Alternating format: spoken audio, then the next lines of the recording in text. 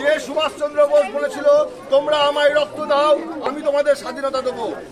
এই স্বাধীনতা মাতঙ্গিনী হাজরার স্বাধীনতা, যে মাতার বয়স্ক শরীরে হাতে পতাকা তুলে ধরেছিল এবং গুলির ঝাঁঝরা করে দিয়েছিল ব্রিটিশরা, পতাকা পড়েনি, কেননা সে স্বাধীনতার সূত্র দেখেছিল যে ভারতবর্ষে প্রত্যেকের সমান অধিকার পাবে, আমরা সাম্যের গান গাইব।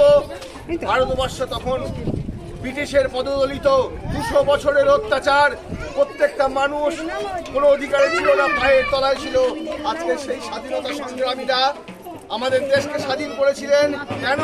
কেননা আমরা যেন প্রত্যেকের সমান অধিকার পাই। আজকে আমরা এটা লজ্জা, তার জন্য আমরা প্রতিজ্ঞা করব যে আমরা সবাইকে ভালোবাসবো। আর সব থেকে বড় কথা, আজকে প্রত্যেকটা মানুষের পাশে আছে, প্রত্যেকটা শুভ কাজে আছে। এই হ্যাপি ক্লাবের প্রত্যেকটা সদস্যকে আমি আন্তরিক শুভেচ্ছা ভালোবাসা জানাই। তারা প্রত্যেকটা ভালো কাজ করুক, মানুষের পাশে থাকুক। আর মানুষের পাশে থাকলে আজকে আমরা সমাজের সব জায়গায় পৌঁছতে পারবো। আমরা চক্ষু পরীক্ষা করেছি ডাক্তারকে দিয়ে। আগামী দিনে আমরা হ্যাপি ক্লাবের প্রত্যেকটা অনুরোধ পরিশ্রম করে আমরা ব্লাড কালেকশন টিম তৈরি করব। আমরা প্রত্যেক জায়গায় বৃক্ষরোপণ করব, আমরা মানুষের সাথে থাকব। আজ ক্লাব পরিপূর্ণ হবে তখনই যখন আমরা একে অপরে হাত মিলিয়ে একসাথে চলতে পারবো।